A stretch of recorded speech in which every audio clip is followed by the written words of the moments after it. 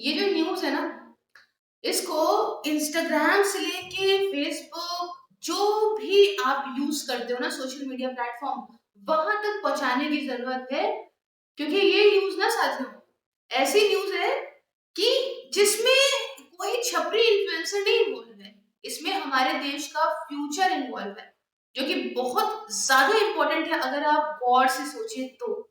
आज हम कार चलाते हैं, हम चाहते हैं कि हम ईवी चलाएँ, हम चाहते हैं कि हम नए-नए फ़ोन यूज़ करें, नई-नई टेक्नोलॉजी को यूज़ करें और हमारी बिजली का खर्चा कम आए। हम सोलर सेल्स के माध्यम से जो है वो अपना जो है बिजली का जो भी ज़रूरत है वो पूरी करें। इन सभी चीज़ों के पीछे साइंटिफिक रिसर्च लगती है, जिसमें हमारा देश अभी भी बहुत पीछे है।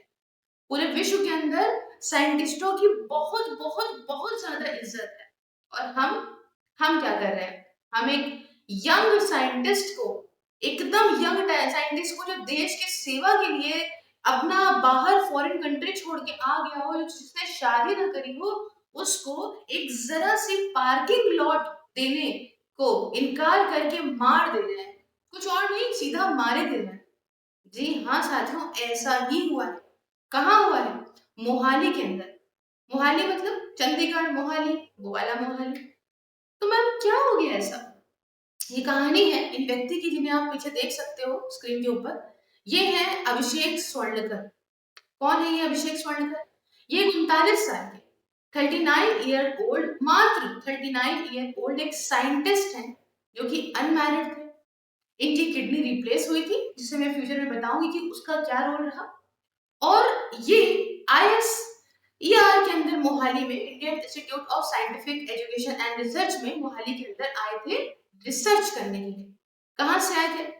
अरे इनके जर्नल्स, इनकी चीजें, इनके रिसर्च पेपर्स सब के सब फॉरेन कंट्रीज में इतने ज्यादा फेमस हुए। इन्होंने बहुत जो है वहां पे इनको काफी मतलब उन्हें वहां सराहा जा रहा था। ये स्विट्जरलैंड से आए थे। इनकी कामना थी कि हम अपने देश के अंदर काम करें, जो कि न जाने कितने सारे लोग भारत के अंदर से भाग जाते हैं ये बात को जान के कि यहाँ काम करने का कोई फायदा नहीं है।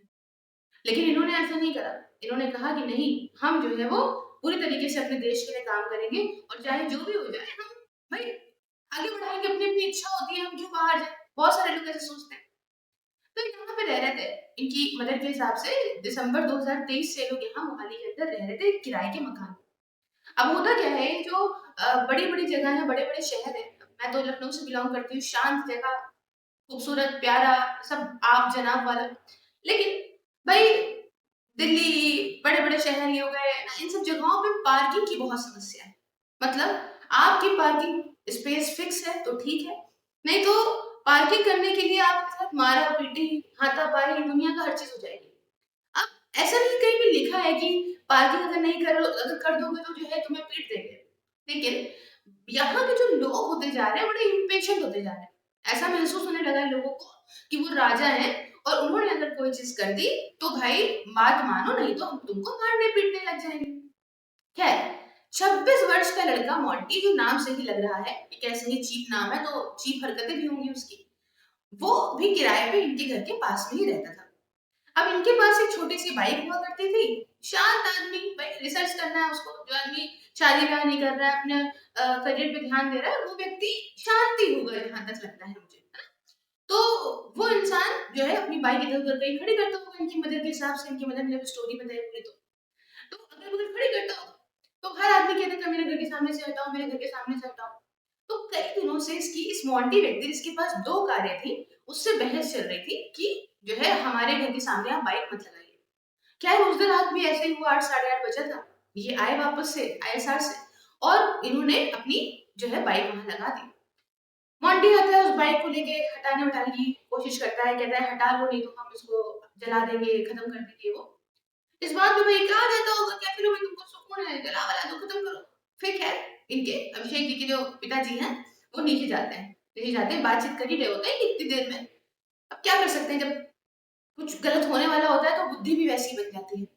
अभिषेक भी नीचे जाते हैं, बात करने का प्रयास करते हैं उससे कि भाई जो है देख लो क्या है। फिर जब बहुत तेज़ तनातनी में इनको भी गुस्सा आता होगा और इस बात पे इतना हाइपर हो जाता है कि मोंटी लड़का कि ये उनके पेट में ऐसा ऐसी घुसाड़ मारता है कि उनको जो है वो यहीं पे दर्द होता है, तुरंत बेहोश होके गिर जाते हैं। अब जो भी हुआ हो तुरंत वो गिर जाते हैं ज़मीन पे और बेहोश हो जाते हैं।